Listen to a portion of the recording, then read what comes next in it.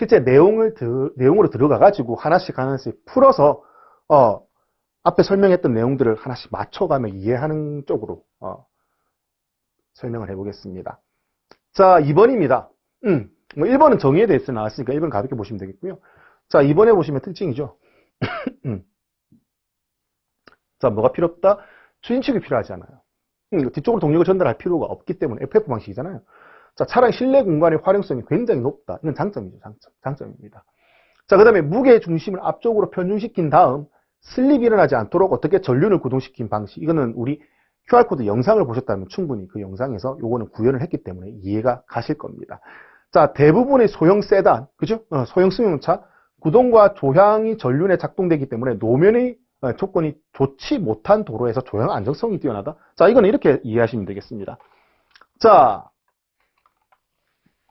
내가 자동차, 승용차를 가지고 이렇게 주행을 해요. 직진 주행을 하다가 내가 지금 우회전을 하는 상황일 겁니다. 우회전을 하기 위해서 핸들을 꺾었어요. 꺾으면 어떻게 한다? 자, 앞바퀴가 구르면서 조향도 해야 되죠. 그러면은 이 앞바퀴에 무슨 일이 일어나느냐? 자, 앞바퀴 굴르기도 하면서 조향해서 이쪽으로 꺾어서 구르게 된다는 거죠. 그러면 실제 도로에 마찰이 일어날 때 구르는 바퀴에도 슬립이 일어나고 조향하는 바퀴에도 슬립이 구조적으로 일어날 수밖에 없거든요. 그럼 어떻게 되는데 이 상태에서 이렇게 갈 때 앞으로도 가고 옆으로도 가려고 하기 때문에 이 성향, 이 두 에너지 성향이 같이 섞여서 회전하기 때문에 내가 원하는 것보다 어떻게 조금씩 슬립 때문에 미끄러져 가지고 바깥으로 나가려고 하는 성향이 생겨요. 자동차 자체 전체가. 그래서 내가 원래 그리려고 했던 궤적대로 주행되는 거, 주행해서 조향할 수 있는 거 뉴트리얼 스티어라고 이야기합니다. 우리 뒤에 또 계속 얘기할 거예요. 자, 그 다음에 이제 내가 원하는 것보다 덜 됐어요. 조향이 덜 돼서 스티어링 된 거예요. 그래서 이걸 뭐라고 한다? 언더 스티어라고 얘기합니다. 자, 그 다음에 내가 원하는 것보다 어떻게 한다? 좀 더 오버했어요. 조향을 오버해가지고 많이 스티어한 것을, 조향한 것을 조향을 스티어라고 하니까 오버 스티어라고 이야기하는 겁니다. 그래서 방금 얘기했던 이런 FF 방식에는 얘가 구르기도 하면서 조향도 하기 때문에 마찰이 좀 높아져가지고 마찰이 계속 생길 수밖에 없어요. 그래서 슬립이죠. 슬립이 계속 생겨가지고 바깥으로 밀려나서 무슨 스티어? 언더 스티어가 일어날 수밖에 없다. 자, 그러면 이제 후륜구동이 어떻게 되느냐 보세요. 후륜구동은 앞바퀴는 뭐다? 조향만 해요. 그죠? 핸들 돌리면 어차피 앞바퀴 돌아갈 거니까. 근데 뒷바퀴가 굴러요. 자, 이 상태에서는 앞바퀴가 조향하고 뒷바퀴가 구르기 때문에 자 보세요. 난 일로 가려고 해. 근데 뒷바퀴가 굴러. 그러면 차체의 중심, 무게 중심이 여기 있다고 봤을 때 자, 뒤는 앞을 밀고 앞은 이쪽으로 꺾여 있기 때문에 내가 원하는 것보다 더 많이 돌아가는 상황. 중심에서 뒤에서 돌리기 때문에.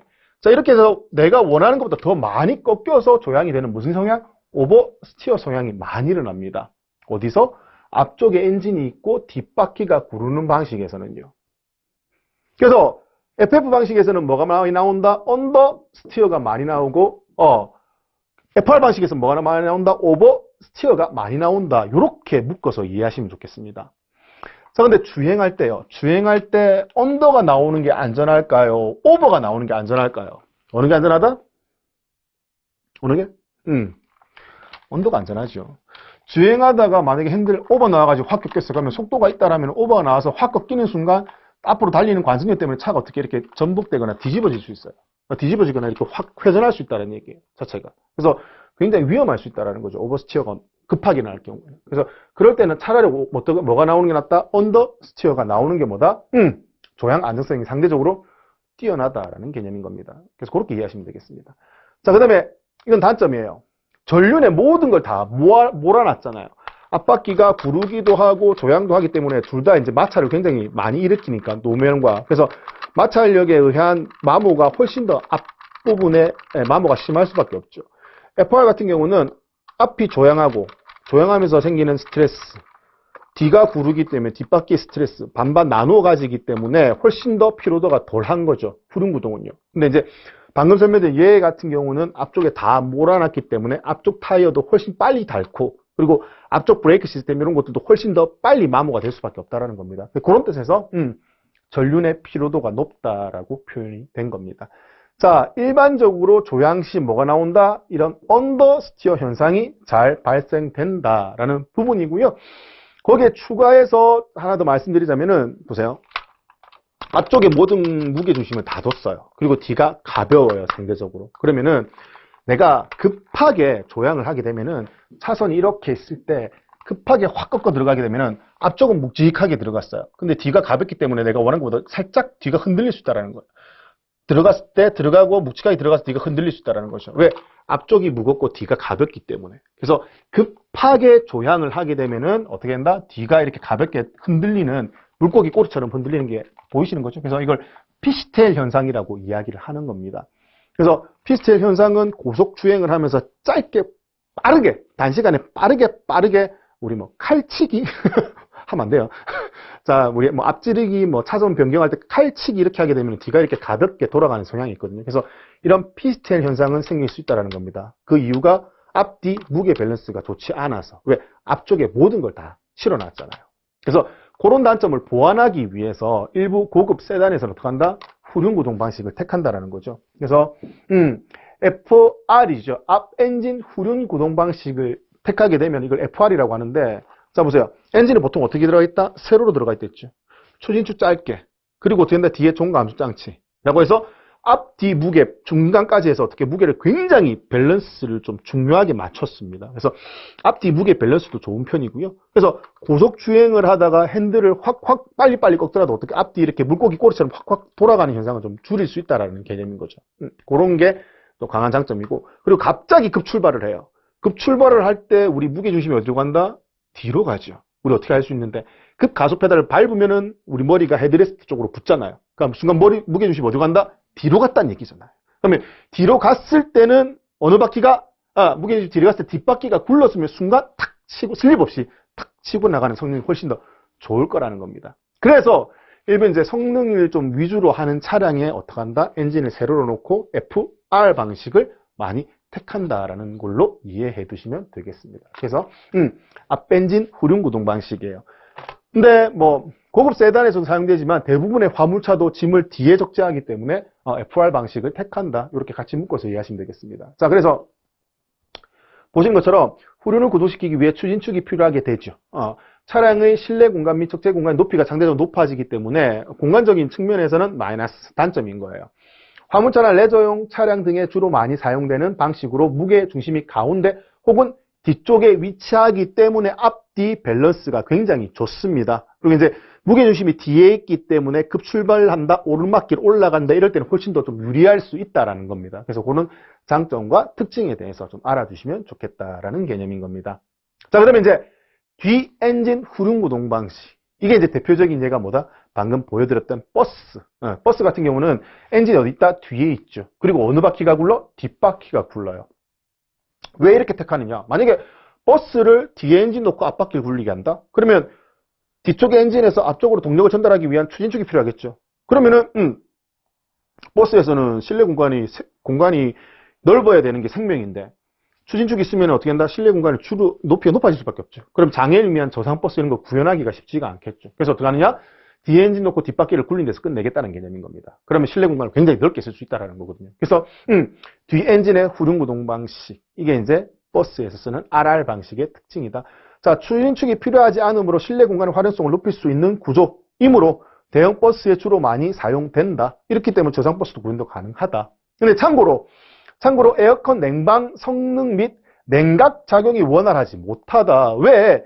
에어컨의 냉각 시스템, 그 다음에 냉각수 이런 것들은 전부 다 어떻게 엔진 뒤에 있기 때문에 주행하면서 공기를 집어넣기가 쉽지가 않다라는 거예요.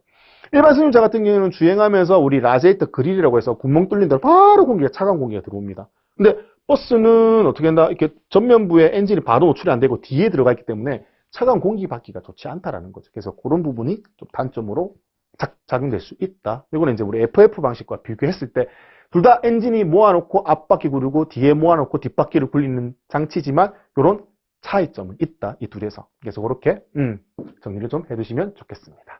자, 그러면 이제 사륜이에요. 여기 전륜은 전체 전자입니다. 전체 바퀴가 구르는 사륜, 우리 4WD, 4휠 드라이브라고 이야기를 한다라는 겁니다. 얘는 이제 비포장도로예요. 비포장도로, 뭐 눈길, 빗길 주행할 때 한두 바퀴가 슬립 일어날 확률이 굉장히 많다라는 거죠. 미끄러질 확률이 많아요. 그러면 그 나머지 바퀴가 모두 구른다라면은 동력을 어떻게 지면을 굴리는 데 쓸 확률이 굉장히 많아진다라는 거예요. 그래서 주행 안정성이 굉장히 높아집니다. 근데 주행 안전성이 높아지고 장점이 많으면 모든 차량을 사륜으로 다 만들면 되지 않느냐. 그렇잖아요. 근데 왜 모든 차량을 전부 다 사륜으로 만들지 않느냐. 자, 이것 때문에 그렇습니다. 자, 지금 보시는 것처럼. 자, 이게 이제 FR이죠. FR 사륜. 이게 사륜입니다. 자, 비교 한번 해보세요.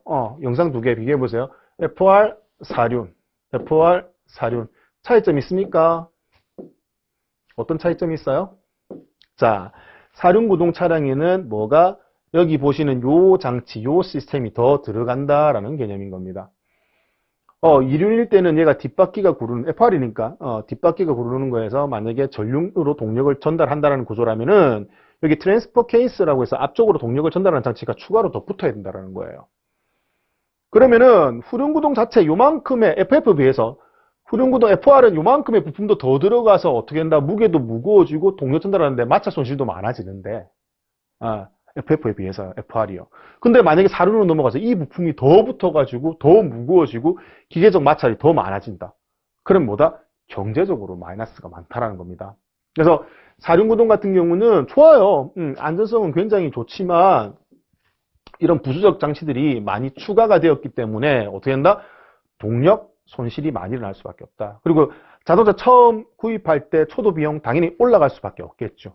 그런 거예요. 생산 비용도. 그래서 그런 부분의 경제성을 생각을 한다면 나는 굳이 오프로드 빗길 눈길 이렇게 노출을 많이 시키지 않아. 그러면 뭐다? 뭐 전륜이나 후륜을 택할 수 있는 게 맞다라는 겁니다. 그래서 특수한 용도로 쓸 때 이렇게 사륜구동 차량을 선택할 수 있다. 이렇게 이해를 해주시면 되겠습니다. 다 된 거죠. 그래서 이런 경우에 주로 사용되고 단점으로는 이런 것들이 있을 수 있다라는 부분인 거예요.